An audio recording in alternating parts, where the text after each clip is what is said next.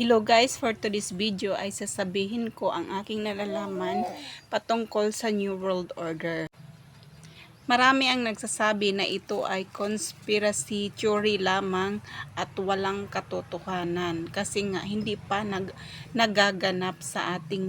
Ang bagay na ito ay para sa mga Kristiyano, ito ay isang babala na dapat nating iwasan upang tayo ay hindi mapahamak sa hinaharap. Ang New World Order ay pangunguluhan ito ng isang satanism.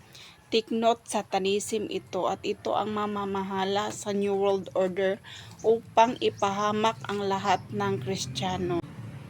Ang New World Order pala ay isang one government, so isa na lang ang presidente sa lahat ng bansa, isang religion, wala nang Islam, wala nang Katoliko, wala nang born again, wala nang ganyan, iisa na lang ang relihiyon sa buong mundo. Tapos iisa na lang ang ating currency. So, wala ng dollar, wala ng piso, iisa na lang lahat. Tapos, isang citizenship tayong lahat. Isang bangko na lang sa buong mundo.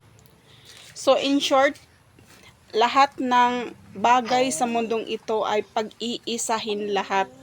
So, ito ang pamamaraan talaga nila para makontrol ang lahat ng tao.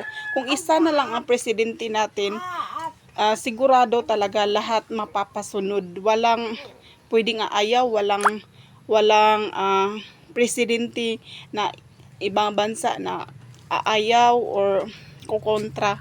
Kasi isa na lang ang presidente. So, hindi na mahirap kontrolin ang lahat ng tao.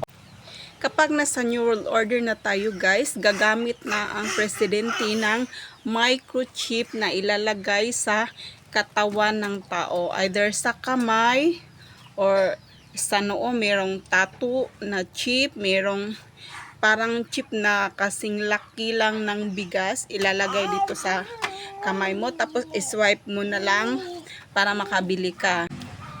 Lahat ng tao guys ay magkakaroon ng isang religion. So, lahat talaga sunod. Kapag ayaw mong sumunod, delikado ang buhay mo. At yan ang nakakatakot sa New World Order. So, sa ngayon, sasabihin ng iba na conspiracy theory pa ito. Kasi nga, hindi pa nagaganap. So, kailan ba tayo magbibigay ng babala kung kailan huli na ang lahat? So, dapat ngayon na wala pa. Pero makikita nyo naman, unti-unti na itong nagaganap at bulag lang talagang mga tao at hindi nila ito nakikita.